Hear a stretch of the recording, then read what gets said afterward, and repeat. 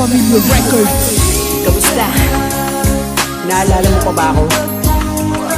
Ako yung classmate mo na tahimik pero madalas makulit. Hindi mo maintindihan. Minsan may pagkabaliw madalas. Wala eh.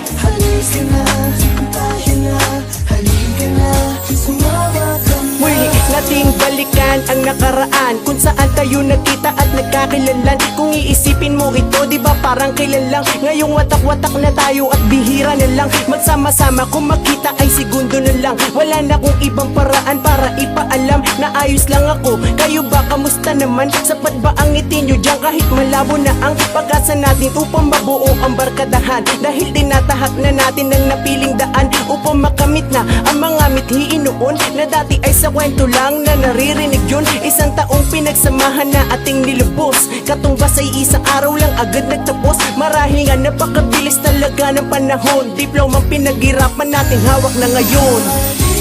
Ano na kayang lagay nyo ngayon? Makakasama ko pa ba kayo?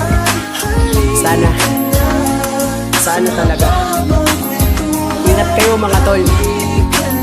Huwag niyong kakalimutan, nandito lang ako.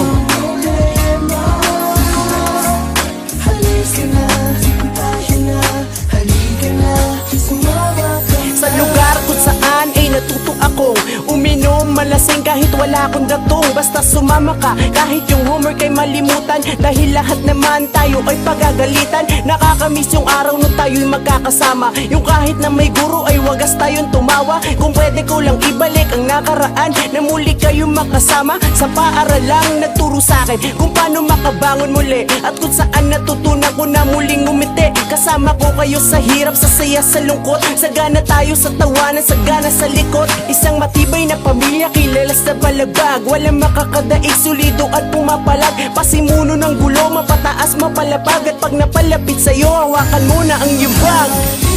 4-9, pagkakaalam ko, sikat yan eh.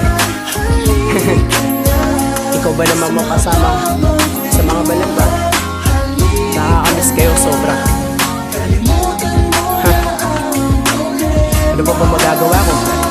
Graduate na tayo mga tol. Ingat na lang, ingat.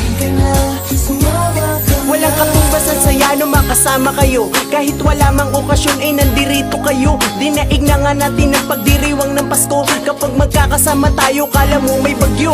Ang malawak na bakuran at maraming handa, kahit wala tayong ganun ay hindi nawala. Ang baso na umiikot lagi sa ating harapan, at ang alak na siyang dahilan kung bakit muling nagkita. Hindi ko na ito dapat napalagpasin, dahil alam ko na't alam nila't alam mo na rin na posible na mangyari at magkatotoo ang mabalik ang dati na kasama kayo. Marahil napakahirap tanggapin ang lahat, luha ang pumatak sa pisngi imbis na matuwat. Maraming salamat pa rin sa mga naambag nyo, kahit panay na kalokohan mga nalaman ko. Brad, mga sis, mga te, walang kalimutan na alam ko may masungit sa atin, pero masasampal ko yan. Joke lang, hindi ko kaya saktan mga naging parte ng buhay ko. Mga naging pa kayong pamilya ko. Salamat.